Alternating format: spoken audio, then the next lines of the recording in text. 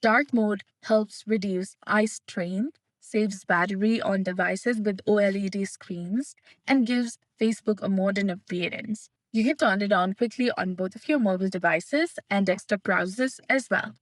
So, in order to turn on dark mode in the Facebook mobile application, go ahead and launch your Facebook or Facebook Lite application on your mobile device, log into your account, then tap on the three lines in the top right corner of your screen, scroll down, and there you'll see the option of dark mode that is under orders and payments. Go ahead and enable this option over here, and you'll be done.